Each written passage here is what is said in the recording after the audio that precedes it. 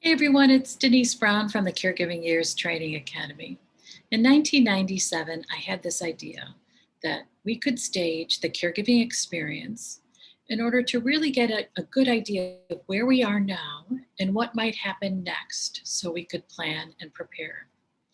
So the staging includes 6 stages. The first stage is the expectant caregiver. And interestingly enough, we're all expectant caregivers.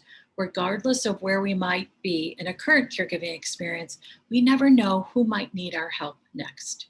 So I care for my parents who are 86 and 89, and I don't know who might need help in the family or a friend that might need help. The second stage is the freshman caregiver, and that's when we start to help. We might be running errands, we might be attending doctor's appointments, we might be helping to manage the medications, and it might be the time when a caree receives an official diagnosis. In each of the stages, there's actually keywords, which are coping strategies. For the expectant caregiver, it's to ask. So if we can create this habit of asking, we actually have an effective coping strategy. So we can ask for help, we can ask for insights, we can ask for clarification, we can ask for information. And if we are asking, we are curious, we are out there getting information.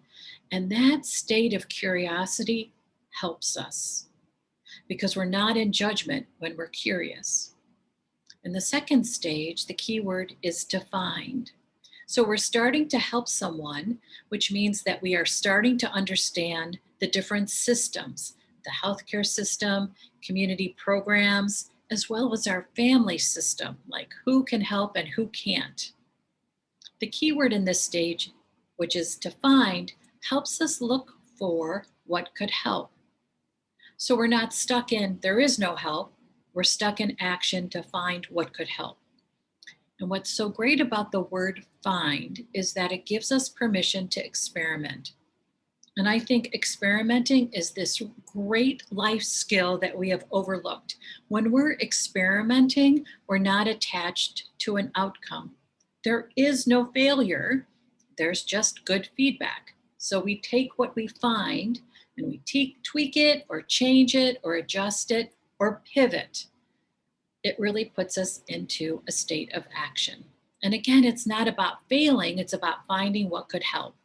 So there's actually a tool that our certified caregiving consultants use. They use them in one-on-one sessions with clients and support groups and in workshops, as well as when they present the Caregiving Years 6 Stages to a Meaningful Journey as a presentation. So when you look at this wheel, you can see what we can find. And what I like about the words on this wheel is that it helps us think outside the box. So, for instance, this idea of finding success prompts us to redefine success. And we can define success in each situation, in each relationship. It doesn't have to be one definition, it could be many definitions depending on the situation and the relationship. We can also look at success as it relates to our days. So if I wake up and I'm really tired, my success in terms of interactions with my parents will be very different than when I am full of energy and ready to go. The success in my interactions with my parents will be different. So we can also give ourselves grace in terms of how we define success. We can also think about success within our overall caregiving experience. So, what I think about success for my career when I'm in the expectant stage might be different for success in my career in other stages. It just helps us be agile in our caregiving experience. And I will tell you that agile is typically not a word we use in a caregiving experience, but we have agility when we think about finding.